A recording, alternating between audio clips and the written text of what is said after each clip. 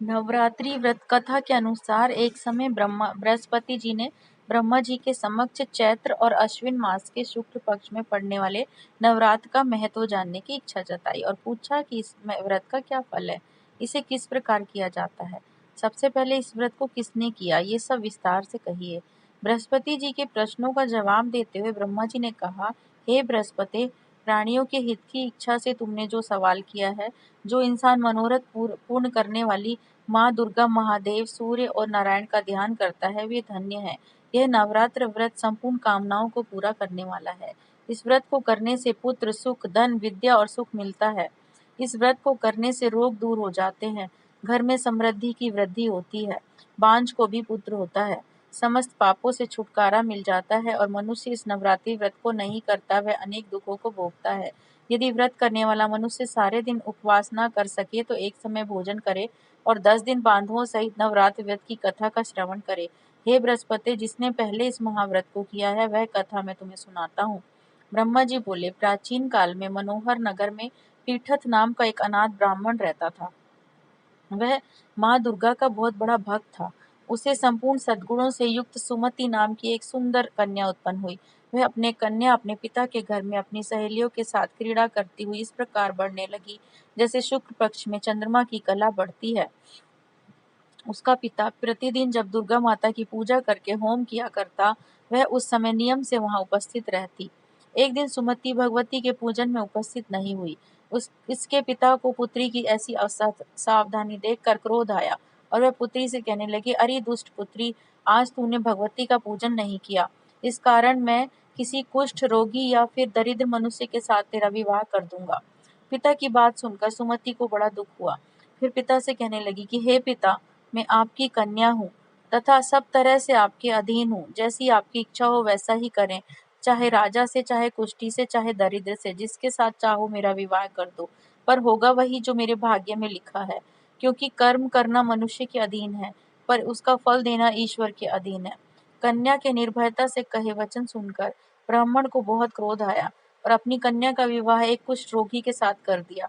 और अत्यंत क्रोधित हो पुत्री से कहने लगा कि हे पुत्री, अपने कर्म का फल भोगो, देखें भाग्य के भरोसे रहकर क्या करती हो। पिता के ऐसे कटु वचनों को सुन सुमति के मन में विचार करने लगी कि मेरा बड़ा दुर्भाग्य है कि जिससे मुझे ऐसा पति मिला। इस तरह अपने दुख का विचार करती हुई वह कन्या अपने पति के साथ वन में चली गई और डरावने निर्जन वन में दिन रात बड़े कष्ट से व्यतीत करने लगी। उस गरीब बालिका की ऐसी दशा देख देवी भगवती ने पूर्व पुण्य कर्मों के प्रभाव से प्रकट हो सुमति से कहा, हे दीन ब्रह्माणी, मैं तुमसे प्रसन्न हूँ, जो चाहे वर मांग सकती हो। भगवती दुर्गा का वचन सुन ब्रह्माणी ने कहा, आप कौन है वह सब मुझसे कहो।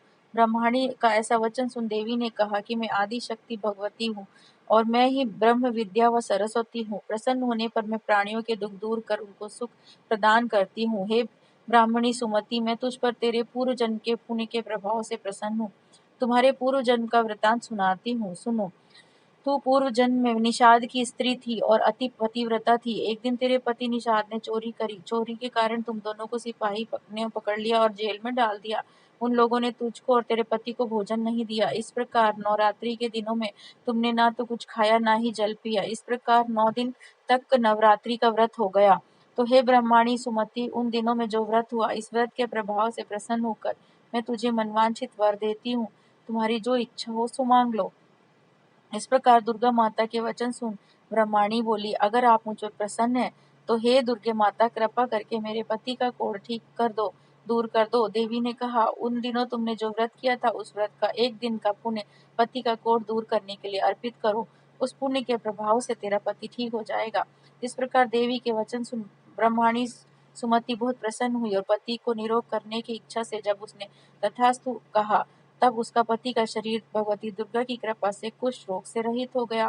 ब्रह्माणी अपने पति को देख देवी की स्तुति करने लगी और बोली, हे दुर्गे, आप दुर्गति को दूर करने वाली, तीनों लोकों का संताप हरने वाली, समस्त दुखों को दूर करने वाली, रोगी मनुष्य को निरोग करने वाली प्रसन्न माता, प्रसन्न हो मन वांछित फल देने वाली और दुष्टों का नाश करने वाली जगत की माता, हे अम्बे, मैं पिता से तिरस्कृत निर्जन वन में विचर रही हूँ। आपने मेरी विपदा में उद्धार किया। हे देवी, आपको प्रणाम करती हूँ, मेरी रक्षा करो। उस ब्रह्माणी की स्तुति सुन देवी बहुत प्रसन्न हुई और ब्रह्माणी ने ऐसे कहा कि हे सुमति ब्रह्माणी, तुम्हें उदालय नामक अति बुद्धिमान, धनवान, कीर्तिवान शीघ्र ही एक पुत्र होगा। ऐसा वर देकर देवी ने ब्रह्माणी से फिर कहा कि और जो कुछ तेरी इच्छा है तो मांग ले। सुमति ने कहा कि हे भगवती दुर्गे, अगर आप मुझ पर प्रसन्न हैं तो कृपा कर मुझे नवरात्र व्रत का विधि विस्तार से वर्णन करें। ब्रह्माणी के वचन सुन माँ दुर्गा ने कहा, हे ब्रह्माणी, मैं तुम्हें संपूर्ण पापों को दूर करने वाले नवरात्रि व्रत की विधि बतलाती हूँ। चैत्र मास के शुक्ल पक्ष की प्रतिपदा से लेकर 9 दिन तक व्रत करे। यदि दिन भर का व्रत ना कर सके तो एक समय भोजन करे। शुभ मुहूर्त में घट स्थापन करे और वाटिका बनाकर उसको प्रतिदिन जल से सींचे। महाकाली, महालक्ष्मी और महासरस्वती की मूर्तियां स्थापित कर उनकी विधिवत पूजा करें। बिजौरा के फल से अर्घ्य देने से रूप की प्राप्ति होती है।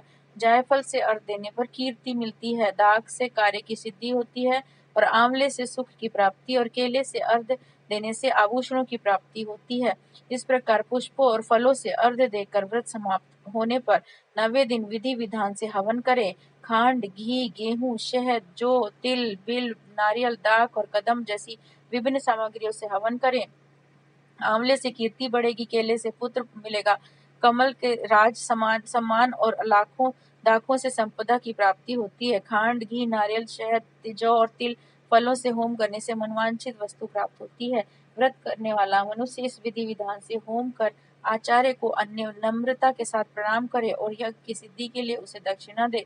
इस प्रकार बताई हुई विधि के अनुसार जो व्यक्ति व्रत करता है उसके सब मनोरथ सिद्ध होते हैं, इसमें कोई संदेह नहीं है।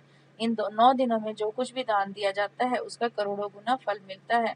इस नवरात्र व्रत करने वाले से अश्वमेघ यज्ञ का फल मिलता है। हे ब्रह्माणी, इन संपूर्ण कामनाओं को पूर्ण करने वाले उत्तम व्रत को तीर्थ, मंदिर अथवा घर में विधि के अनुसार करें।